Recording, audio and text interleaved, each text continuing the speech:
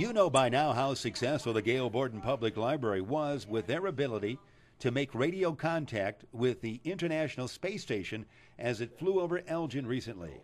The program still is airing on the library's website at www.gailborden.info and has been seen in its entirety of 56 minutes here on Channel 17. Several U-46 students, including Sean Edwards of Creekside Elementary School of Elgin's West Side, got a chance to ask astronaut Clay Anderson a question.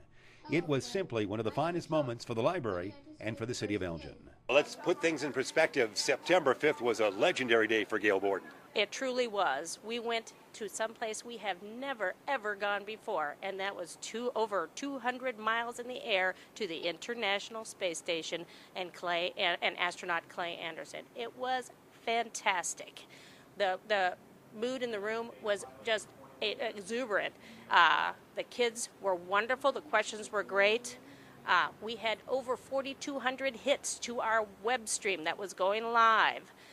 We had just tremendous people, a number of people listening to us around the world. We heard that it was, I believe, I've already heard from 6 different countries heard us, our audio on that. And so it was just a tremendous day here at the Gail Borden Library. We went where we've never gone before. Now, the day also came about because the man in charge at the Houston Space Center of the International Space Station is Hal Getzelman, a 1969 graduate of then Ellis Junior High School and a 1972 Elgin High School grad. After the historic event, Michael Powers, a 1975 Elgin High School grad and a current member of the City Council, and Hal reminisced, and our Elgin Today camera was there. Hal, one other question. I'm sure we had a lot of the same teachers at Elgin High.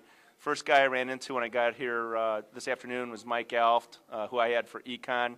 And I had the opportunity with Gordon Gromer, one of the Gromer family, to see Howard Schulte up at Elkhart Lake this summer. Did you have Mr. Alft or Mr. Schulte? You know, I don't think I ever had Mr. Alft, but I immediately recognized the name when they said Mayor Alft because he's kind of a pillar of the community there, isn't he? Was there a specific teacher you would recall that helped you become what you are today here in the Elgin area? Well, I don't know if they're still there. I would give Denver Letourneau, who was kind of a chemistry instructor that nobody wanted to take because he graded very harshly.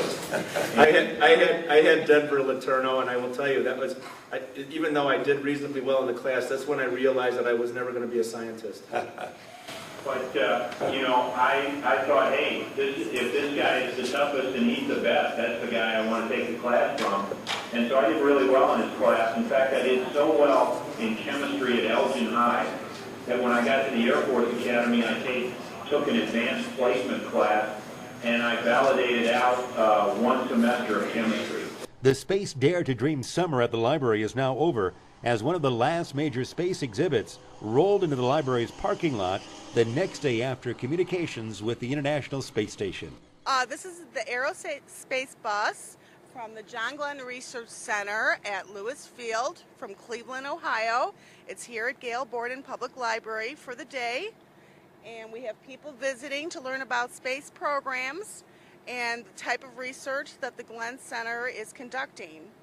And on that one day only, September 6th visit, it was quite popular, wasn't it? Yes, it was. We had many people here. The Space Dare to Dream is over now, but it was a tremendous success here at the library over the summer months. Yes, it was. We broke attendance records and circulation records, all-time high records for Gail Borden Public Library.